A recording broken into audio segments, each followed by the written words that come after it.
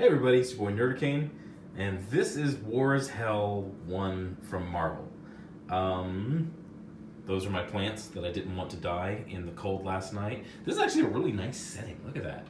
If we could just move that there to be the centerpiece, that'd be really nice. But anyway, interior decorating aside, this is War is Hell.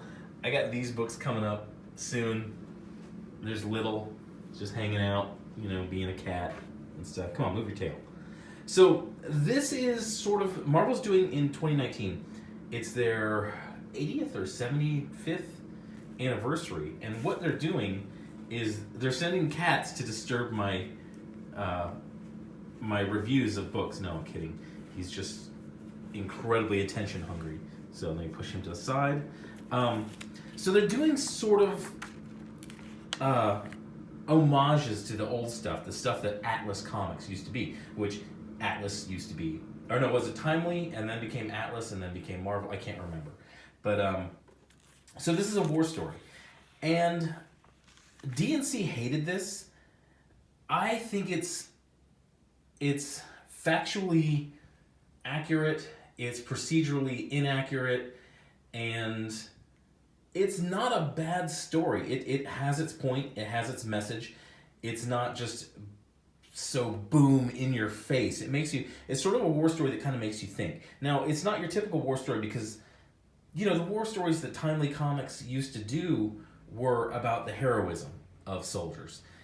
This is more about war. I always thought like an excellent example of a soldier story is Captain America. You take this guy who was 4F, couldn't make it into the military because of his health. He had that big heart. He wanted to serve. He needed to serve. Something in him just drove him to want to serve. And then that led him to the super soldier program. And then his body was matched to his spirit and his desire to be a soldier, and his desire to help end the war. And that's about the heroism. It's about Steve Rogers becoming Captain America. It's about, highlighting who Steve Rogers is. But this one, if you take anything away from this, it's like, war, all you do is destroy what you love. And it sounds like, it's sniffing its own farts. But this Howard Chaykin, he did this, and I do like his style. He's got a really great comic book style. And I do love the accuracy of the aircraft in all of these. This is a Messerschmitt 109, ME 109. You can tell by looking at all these things. I can just look at it. I don't have to be told, oh, that's blah blah blah aircraft. That's blah blah blah aircraft. So the story is, it centers around this guy. He is a Luftwaffe pilot. He's an ace. He's got like 28 kills to his credit, and he is more of a. He's not a Nazi. This guy's not a Nazi. He is part of the German Luftwaffe, which it's one of the things to people who don't understand the military history of World War II. Not everybody in the German army was a Nazi. They were just people who were serving their country, and their country was at war. Now, your hardcore Nazis, your hard fanatical Nazis, they had their own units, which was the Waffen SS and things like that. Those dudes were the fanatical hard asses that, they were a problem for a very long time. But he loves jazz music, and I did look this up, and this is historically accurate. Jazz music in Nazi Germany was verboten because it was seen as and it goes into this a little bit in the story. It was seen as like a black, and a lot of jazz musicians were Jewish. So they saw it as like this sub type of music and even in Germany they had like German jazz, and then below it there was they called it Negro Jew jazz, and there was almost two different types, which you can tell which one the state pushed more. But he loves jazz music. He serves in the German army, and that's really all you have to know. It goes through some things, and it shows him kind of taking some crap from his. I guess that's his wingman about it. Oh, look at this. This is... I knew something like this was coming because Marvel is basically just a gimmick industry now. You know, they're going through all these stupid gimmicks like, oh, let's make we've gone past the make Thor a woman, make everybody a woman. And then they did like, oh, well, let's do a story about baby Thanos, and now they're doing, oh, let's give Wolverine. Oh, this is frustrating. Try not to look at that. Okay, I'll just cover it. Just try not to look at it. But you know, he's kind of taking crap from his subordinate or wingmans about, you know, the jazz music that he loves. There's kind of a subplot with this guy who's trying to get to the troops, and they kind of jokingly say he's trying to get there before Bob Hope to entertain the troops. And I'm just going to skip a bunch of stuff. So he winds up, you know, the twist is he winds up shooting down the plane of a jazz musician who he really liked, and he runs out of gas and crash lands on a U.S. installation. Now that's the part that's not very accurate.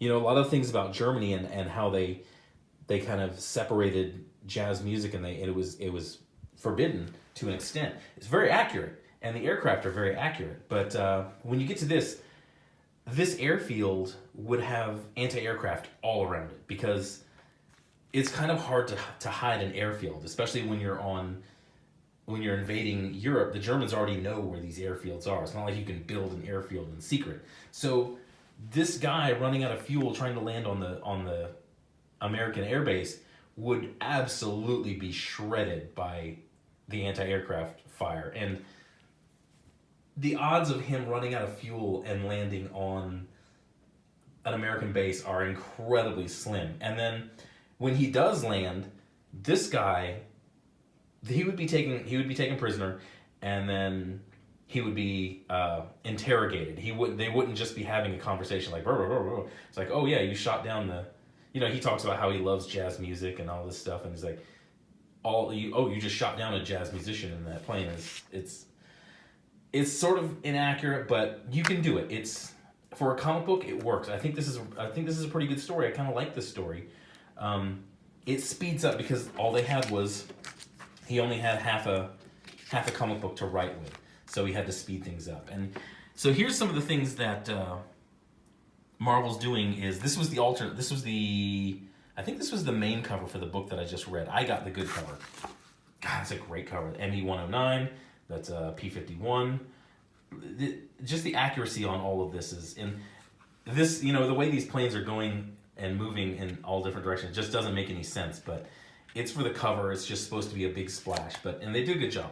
But they're doing a little bit of stuff that Marvel did before it was called Marvel, you know, kind of the horror comics and these sci-fi B-movie sort of comic books, and, you know, Ziggy Pig, things like that. It's they're going back to it, and I sort of like it, and they could really do some really interesting things with it, but I'd have to see who's writing these to see if anything good will come out of it.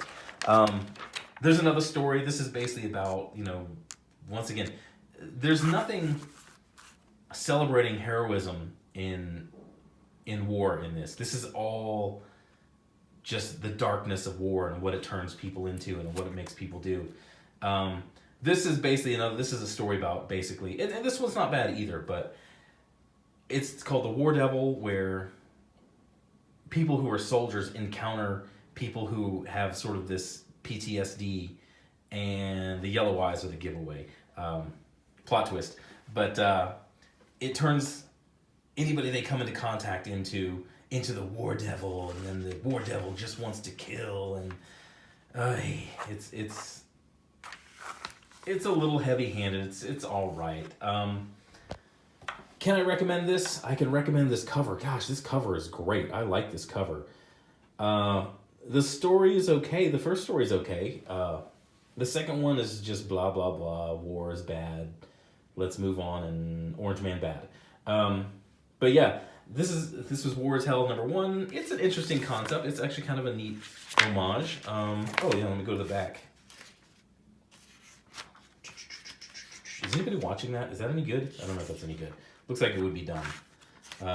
Here we go. I'll give you guys. Oh, I wish I had filmed that. Little tried to jump up and he totally ate it, trying to get up. Now he's walking around like he meant to do that. So Cats can be embarrassed. So, yeah, that's pretty much it for this one. I don't know if I would recommend this. I think if I recommended it, it would fall back into the thing of, saying, okay, comics are good. There you go. There's Guardians of the Galaxy #2. Wait a minute. Am I about to do Guardians of the Galaxy 1? How behind am I? But there's the code. I don't know if the code can be reused, but this is probably the next one that I'm going to do a review on. But I'm at the 10-minute mark, the sweet spot. I don't know if I can recommend it. If you just wanted to pick up another interesting little story, this would probably be it. It's not bad, but hey, thanks for watching. I just got a new subscriber. I forgot your name. I will try to mention you in the next one, but I think that puts me at 201. And now he's running around like a maniac. But that's all I got for this one. Thanks for watching, guys. Hit a like, hit a subscribe, share it if you know anybody who likes these comics and these comic reviews. Share my videos with them, see if they would want to like and subscribe. But y'all have a good day. It's New Comic Book Day. Go out there and find something you love.